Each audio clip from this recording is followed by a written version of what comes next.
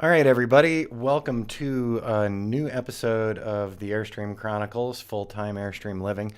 I'm Rich Charpentier, and thanks for joining me.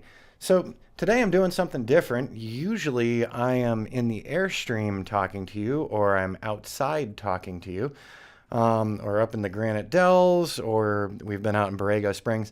Today, something very different. As I'd shown a couple weeks ago, we're borrowing a small warehouse space occasionally, usually about once a week.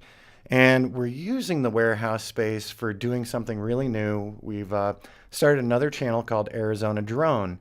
It's all about the drone work that my friend Greg and I are doing in northern Arizona. We're talking about some of the basics of drone flight and how to get your commercial license and how to know if you're flying in the right places or not. So I decided, I beat Greg down here to the studio, and I decided to do one of the episodes of Full-Time Airstream Living from here. So I'm having a little fun. I've got a green screen behind me that won't be a green screen when you're looking at it. So today I wanted to talk about mobile-sized tech. So living full-time in my Airstream, the Airstream is 25 feet long and 8 feet wide. So what's 25 times 8? Anybody? It's not a lot of space. That's what it is. So, because I've also got cabinets and the refrigerator and the stove. So when it's all said and done, there's very little space in the Airstream. So one of the things that I've done since 2006 is I've always kind of leaned towards smaller technology that I'm bringing along with me in my travels.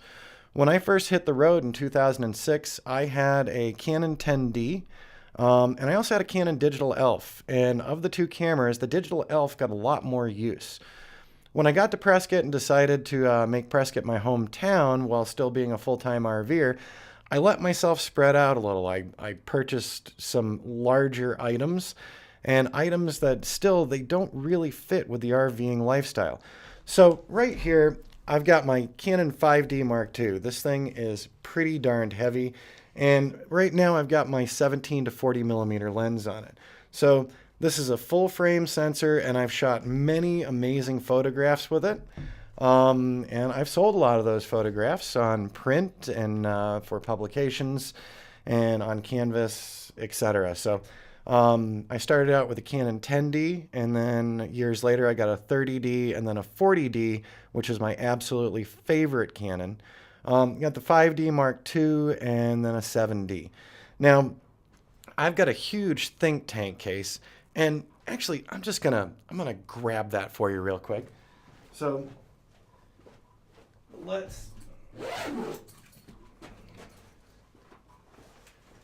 sorry for running off camera there, but I just wanted to show you this. So this is my think tank case.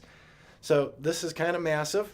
You can take it through airport security. It's made to be stowed above or below your seats on a plane. So there you go. That's a really big case, isn't it? I think it's a monumentally large case. Now, the camera that I'm filming on right now is the Sony A5100 mirrorless camera. So we're going to pop up a photo of the 5D and the Sony right next to each other. So the Sony I've been playing with for the past couple of months, using it specifically for doing these video posts, these vlogs, whatever you'd like to call them. And as you can see in the image here, the Canon 5D Mark II is huge compared to the A5100. So I've been shooting around town and shooting around the Dells, and I took some shots while I was out in Borrego as well. And the Sony does a fantastic job. I love the color quality. The RAW that comes out of it is fantastic for editing afterward. The only complaint I have about the Sony A5100 is that there is no viewfinder. So you're relying on the screen on the Sony.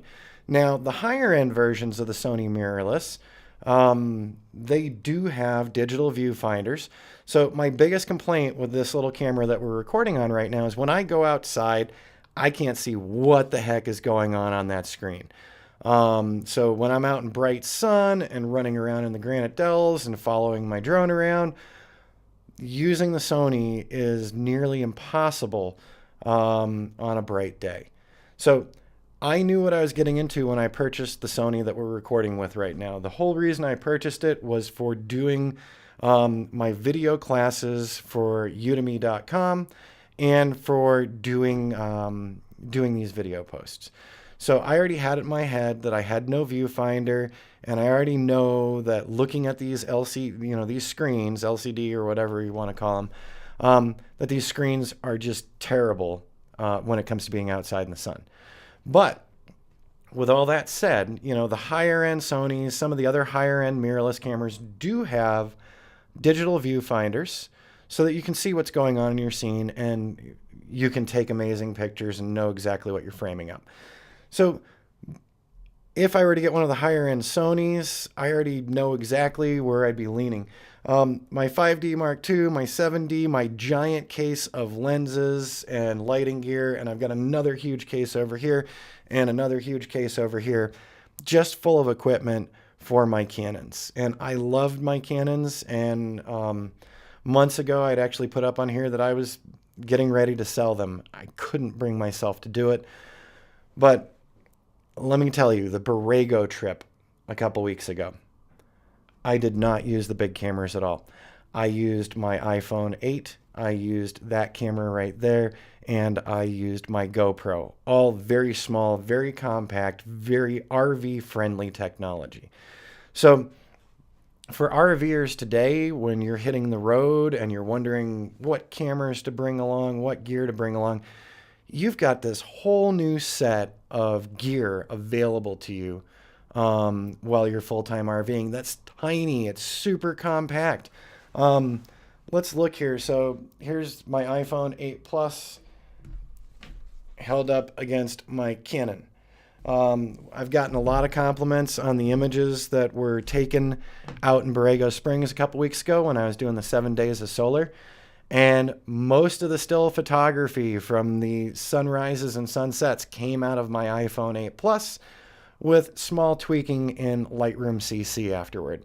So these tiny devices that take so much less space are really RV friendly.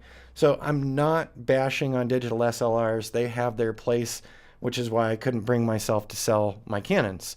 But for travel now, if you're not worried about doing portrait photography, you're more interested in landscape photography and gorgeous snapshots from your trip, the latest smartphones might be all you need.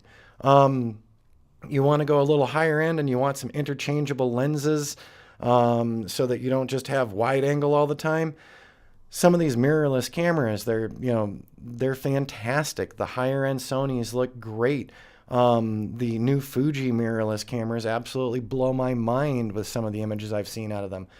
So you don't need the huge DSLRs if these are trip shots and fun shots, and you're not doing off-camera lighting, and you're not getting psychotically fancy, and you're not standing 100 yards away from your subject to compress the depth of field.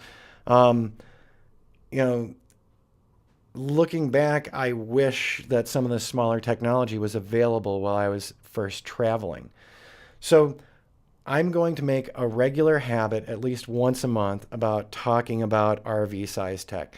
So today we're covering one of the most important things to me, which is all the photography gear. Look at the size difference. Just look at the size difference. And you just saw my giant case that I pulled out a few minutes ago. I could put a bunch of those A5100s into that case and their lenses and not have a heavy, huge case that I have to move around all the time in my small space in the Airstream. So if you're setting out, or you're a full-timer already, or you're a part-time RVer, take a serious look at the smaller mirrorless cameras. Take a serious look at the smartphones. You can get some amazing image quality out of these. Image quality that 10 years ago would be unheard of in a phone or even a small camera like my old digital Elf. But carrying around the giant gear, unless you are a professional photographer and you're doing heavy portrait work and weddings, and I think some of the mirrorless now are up to that challenge as well. But the giant DSLRs, I don't see why you'd need them in your bag anymore.